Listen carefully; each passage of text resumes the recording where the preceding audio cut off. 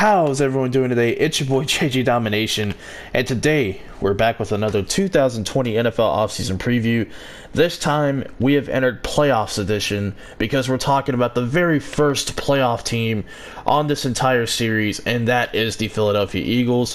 For those that don't know, Philadelphia ended up being the 4th seed in the playoffs for the NFC. They actually barely, but they did it. They won the NFC East. They went 9-7, and they almost won a playoff game with Josh McCown at quarterback because Carson Wentz yet again got injured. We'll talk about Carson Wentz later in this video, I'm sure. Nothing bad, just he'll be brought up because he is the starting quarterback for the Eagles. If you're new to this series, what we do, we cover, the finances of the team, potential roster moves that could be made. Then we talk free agency and the draft. But I do want to add this disclaimer for the draft. The draft, obviously the combine has come and gone by the time you are seeing this video. The mock draft that I am referencing is the mock draft 1.0 that I did on the channel probably 3 or 4 weeks ago. All of these picks are subject to change, and I'm pretty sure this one's going to change. And you'll know why once I get to it. Looking at the Philadelphia Eagles total cap space via Spotrac, it is $45.6 million. That's a great number for the Eagles. I don't even know how they have that much money. I guess because they constantly extend and restructure contracts. But hey, it works, and it's got them some money. They do have a couple of free agents you'd like to bring back, but for this video, we're probably not going to do that. And by the way, Spotrac is a website that I use to get all this information. It's kind of their jobs to update this stuff, so yeah, that's why I have the via Spotrac thing in there, because I'm not just coming up with these numbers. It's from a site. Notable free agents, we got cornerback Ronald Darby, left tackle Jason Peters, defensive tackle Timmy Jernigan, wide receiver Nelson Aguilar, and running back Jordan Howard. Ronald Darby is probably the one guy I'm going to bring back. Actually, he is the one guy I'm going to bring back. I have it on my paper right here. Or, not on my paper. What the hell? I have it on my phone. I don't use pen and paper for these videos. No reason to. But, you could probably look to bring back. Okay, English is getting hard again. You can look to bring back Jason Peters. If he wants to play, why not? Just give him a 1-year deal. But I do think it is slowly getting to that time where you have to move into the new era with Andre Dillard as your left tackle. He had great footwork coming out of the draft, in drills and even on tape. Like, he had really good footwork, which is why I fell in love with him as a prospect, because as a tackle, you got to be able to move in space, because you are on an island if you're a tackle. Unless you have a running back or a tight end chipping. You're on an island. You got to be able to move in space. And Andre Dillard sure as hell can do that. And if Jason Peters wants to come back, maybe you could have a little bit more of a competition there at left tackle. Or you can just have Dillard continue to sit and learn. Doesn't hurt to do that, but I'm pretty sure he's ready to play. Timmy Jernigan, you could do better than Timmy Jernigan. Even though he's a good player, I like Timmy Jernigan, but you could do better than him. Nelson Aguilar, I'm pretty sure no Eagles fan wants him back. And Jordan Howard, you could bring him back for cheap. Nothing wrong with that. I just think that you can get cheaper options and even look to draft a running back with Jordan Howard's skill set. When we look at potential roster cuts, this is the first video where we don't have any. So everything is going to stay the same in terms of the roster outside of the projected free agents. So everyone that's currently under contract, it's going to stay that way. So no cuts being made. There's one that you could have made, and that is on safety Malcolm Jenkins. He does have a club option. I think you get just under $7 million or just under $6 million if you decide to decline that option and cut him. But he's still a good player. He's a starter. I don't really see a reason to do that per se. So the cap space is going to stay the same, $45.6 million. Now we look at potential free agent targets. We got cornerback Ronald Darby as the first one, staying in-house. Darby, a nice young corner. I know he didn't have a great year last year for Philadelphia. A lot of defensive backs for that team didn't.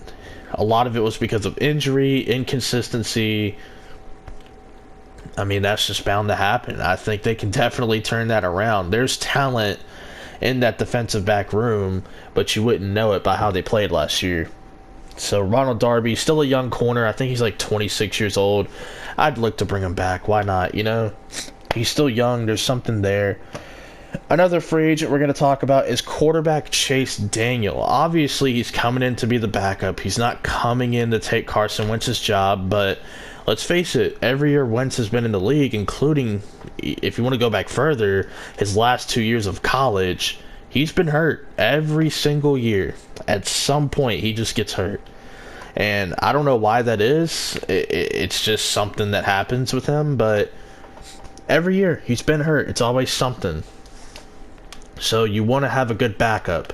It's something, you know, it kind of sucks that you have to worry about having a really good backup quarterback. And Chase Daniels is that. He is a very, you know, very capable backup quarterback. We've seen him play games for Trubisky recently on the Chicago Bears over the last 2 seasons. We've seen him in Kansas City under Andy Reid.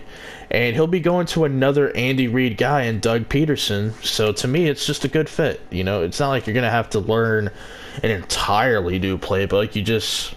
It's pretty much similar. You know, it's not the same, but it's similar, if that makes sense.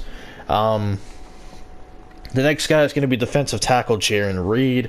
Jarran Reed coming out of Seattle, a very intriguing player. He's an interior rusher from the defensive tackle spot. He does have some good pass rush moves, looks to win with like the swim moves and all that. And he could be a good partner in crime next to Fletcher Cox at defensive tackle. If you're looking for a nose or a guy that's just going to play well in the run, they come cheap. You don't have to spend big money on like a run stuffer, you know what I mean? Unless it's like an elite run stuffer, then sure, you might have to shell out some more cash. But when it comes to a guy like Jarran Reed, an interior pass rusher, he's going to help push the pocket, penetrate, create pass rushing lanes for others, and even finish on some plays occasionally. So definitely something you want to add to your room. And getting a guy like him is not only going to help the defensive line, it's going to help the secondary. They're going to be able to close in and make some plays. The next player we're going to talk about for potential free agent targets, we got inside linebacker Joe Schobert. It is being reported that the Browns are just going to part ways with him, which is kind of sad because Joe Schobert, he's been pretty good the last 2 years. And I think he's definitely earned himself a contract extension, but for some reason, they don't want to give it to him. And there are going to be teams out there that need linebackers bad, such as the Packers, the Eagles, maybe the Saints look into it. You know, get another linebacker with Demario Davis. You know, like I'm just saying, like there are going to be good teams out there, you know, playoff caliber teams looking at Joe Schobert like, okay, if we add this piece, we're that much better defensively. And with the Eagles, they actually have an argument to be made that they would be that much better with a Joe Schobert at linebacker. You don't want to enter next season with Nathan Gary and TJ Edwards as your 2 linebackers in nickel coverage. I'm pretty sure you want it to be Schobert and ideally someone not named Nathan Gary. But whatever, I digress. And then finally the last free agent target, because we only do 5, you know, per team. I'm not going to go crazy and have like 12. But the last guy that we have is going to be cornerback Chris Harris Jr. Coming over from the Denver Broncos, longtime Denver Bronco, just played in Vic Fangio's defense, but you know he's looking to get some money. Even though he is an older player, he does deserve it. You know, he's still playing at a relatively high level. Whether you want to grade him as a nickel corner or just an overall corner, because he did play on the outside some this year. He wasn't primarily playing in the slot. But Chris Harris, I think he's like 31, 32. I'm sure he's going to look for a short-term deal, but he's going to look to want to get paid. And the question is, who's going to pay him? And I think the Eagles could be a good short-term fix over there. He could come in, play nickel corner. You have Ronald Darby on the outside. You have Sidney Jones and Jalen Mills and a couple of those other guys competing, you know, for that other cornerback spot in the base nickel. And that's something that could, you know, very well go down, you know, and I think that would be a good move, them bringing in Chris Harris. That'd probably be one of my favorite moves of the offseason, to be honest, if Philadelphia follows through with it. Again, my first round pick for the Philadelphia Eagles. I want you to keep in mind, once again, this was my mock draft 1.0. This was like 3, maybe 4 weeks ago. And this was before the combine happened. I had wide receiver Laviska Shenault Jr. He's one of my favorite players in this draft class, but he definitely hurt his stock. Number one, by re-aggravating a groin injury at the combine when he ran his 40. And then number two, his 40, at least for a lot of people. For me, 40-yard dash is really, it's fun to see who can run fast, but it really doesn't matter. Just get open, catch the ball, make a play. I don't give a damn, really. Just speed isn't, speed kills, but speed isn't everything. You know what I mean? That's my take. So you don't have to agree, but do your research on wide receivers with fast 40s. Not all of them end up having great careers. Laviska Shenault was my pick there, but he ended up getting hurt, re-aggravating a groin injury, ran a slower 40. I think he ran a 4.59, and listen, 4.59 is not slow. I don't care, who you are. 4.59 is not slow. For a wide receiver, sure, you'd like it to be faster, but is there really a real difference on tape between 4.59 and 4.54? Like, is there really that big of a difference? Not really. Is there really a big difference between a 4.6 and a 4.59? Not really. Yeah, between like a 4.39 and a 4.59, yeah, there's a difference, but I mean, come on, you're splitting hairs here for no reason. Scout the player, not the combine. Scout the player in helmet and pads, and not the guy in gym shorts or tights. So this pick is definitely going to be changed. Just realistically, I could see Shenault falling out of the first round unless he completely tears up his pro day, which is possible. I think he might be able to do his pro day. I don't know how long the injury is. I think it's 4 to 6 weeks maybe, but he might be able to do his pro day and he might just show out. But I think for the Eagles, we're going to have to change that pick. Other positions to address. And by the way, my mock draft 2.0 should come out within the next week.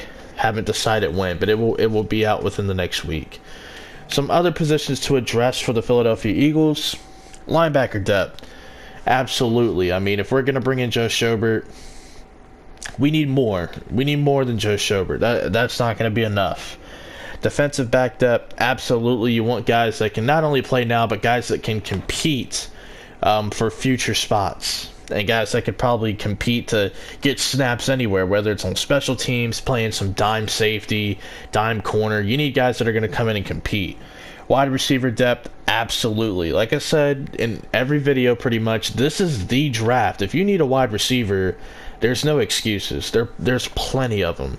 There's no excuses. If you're a wide receiver needy team and you still, wide receiver is still a problem with you after the draft, I don't know what to tell you. Either they just flamed out, or you didn't do a good job scouting, or you just completely missed on your opportunities to draft the right receiver.